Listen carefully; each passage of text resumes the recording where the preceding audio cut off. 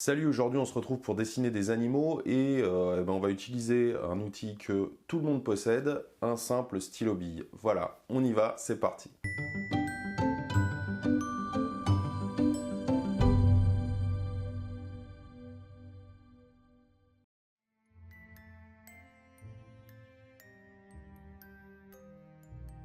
Donc comme vous le voyez, j'ai fait un léger croquis au crayon, très léger, hein, c'est vraiment du placement, on le voit à peine. Et puis je commence à travailler le plumage. Alors pour le plumage, c'est un petit peu le même principe que quand vous avez un animal, un pelage, je veux dire, avec un animal avec du pelage. C'est il faut procéder vraiment par petites touches et bien comprendre la direction des plumes et l'implantation du plumage, tout simplement, hein. Mais ça se travaille vraiment quasiment de la même façon parce que c'est quelque chose qui est très organisé par rangée. Donc il faut suivre les rangées. Donc je commence par l'œil, hein, dans ce portrait animalier, et puis surtout dans le cas du hibou, il a des yeux assez proéminents, donc j'ai vraiment voilà, il faut vraiment soigner cette partie-là. Et puis là, vous voyez, je fonctionne en hachure, mais alors c'est vraiment très très léger, hein. Mes coups de stylo sont très légers, puis je repasse un peu plus avec une deuxième couche pour, voilà, pour donner un peu de relief. Et puis tout va être, dans cette manière de dessiner, tout va être, et cette technique utilisée d'ailleurs dans le dessin au stylo, tout va être basé sur la pression, la variation de la pression, hein. Vous voyez que quelquefois j'ai des petites parties qui vont se superposer à d'autres et qui vont être plus foncées. Donc là j'appuie plus fort pour, voilà, comme je vous le disais, contraster d'abord le contour de l'œil qui est assez important chez le hibou. Et là, dans le fond de l'œil, je fais un très léger dégradé. Et là, vous voyez, j'appuie à peine. C'est pour donner du volume, voilà, au fond de l'œil, tout simplement. Et puis là, j'appuie effectivement. Je vais faire un léger dégradé sur le dessus pour donner vraiment du volume au bec. Et là, j'appuie vraiment sur l'outil.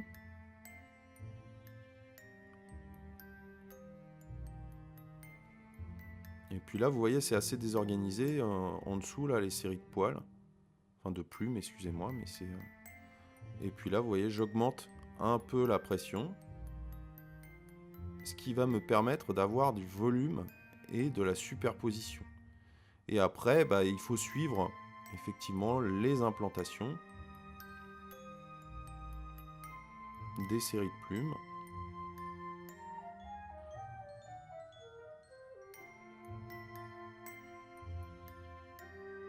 Voilà, là aussi, il y a une partie un peu plus sombre.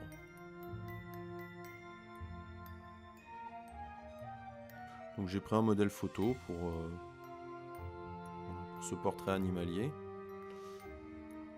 Et puis là, il y a plein de petites taches. Et là, vous voyez, on voit bien le volume, effectivement, du crâne. Et on voit bien ces taches qui suivent ce volume. Vous voyez, l'arrondi est vraiment défini aussi par le graphisme des plumes.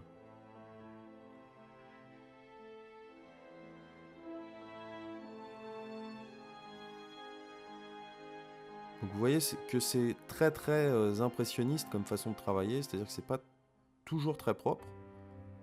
Mais finalement, si vous respectez bien la direction du plumage, et puis vous jouez avec donc l'intensité et les la différence de pression sur la pointe du stylo, ça fonctionne.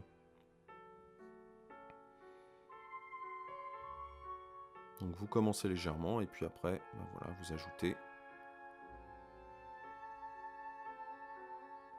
du détail et vous ajoutez aussi, vous noircissez. Voilà, là je fais l'arrière de la tête.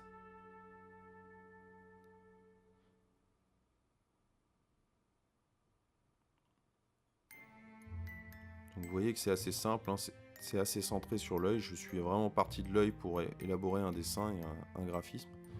Et puis là, je vous ai fait une version accélérée, hein, parce que la démo, enfin j'ai mis environ 25, oui, entre 25 et 30 minutes pour faire l'ensemble. Mais là, vous voyez, graphiquement, après, je peux me permettre des libertés à mesure que je vais vers le bas, là. Mais j'ai bien respecté, on voit bien les hachures qui vont dans une direction, vous voyez, qui tournent autour de l'œil, puis ensuite, par couches successives, par strates, à mesure que l'on s'éloigne de l'œil, eh bien, elles sont toujours organisées aussi. Et puis là, eh bien, on se permet un peu plus de noirci, puis je me permets un peu plus de, voilà, de variation graphique.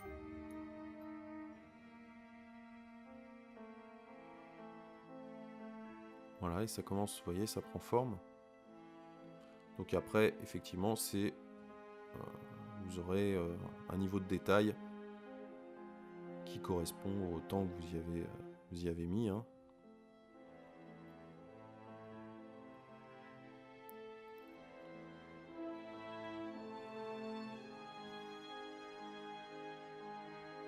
Voilà, vous voyez que je poursuis mon tracé, et puis là, bah voilà, je vais frotter un peu sur mon papier pour parfaire un petit peu cette rangée. Je rehausse un peu le contraste là sous le cou. Je fais ressortir le plumage et l'ombre, puisque plus je vais appuyer, plus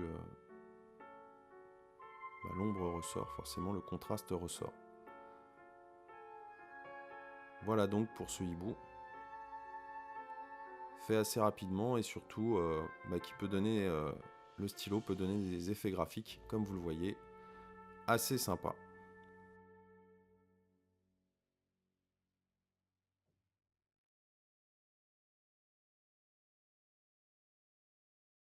Alors vous avez vu, le hibou ou la chouette, c'est pas quelque chose de très très complexe à dessiner, hein, c'est un petit peu un bloc, monobloc je dirais, et ce qui est intéressant surtout dans cet exercice, c'est eh bien essayer de tester un petit peu les effets de contraste que peuvent vous donner le stylo. Hein, vraiment, il y a une vraie différence lorsque eh bien, on appuie légèrement sur la pointe et lorsqu'on augmente la pression, il y a une vraie différence de contraste et de valeur. Et ça peut vous donner, en faisant des hachures comme j'ai fait ou en essayant eh bien, de lâcher un petit peu son trait, ça peut vous donner des effets graphiques super intéressants. Voilà, pour info, on va commencer très bientôt une série de vidéos sur le pastel. Donc pour ceux que ça intéresse, restez connectés, on se retrouve très bientôt. Salut!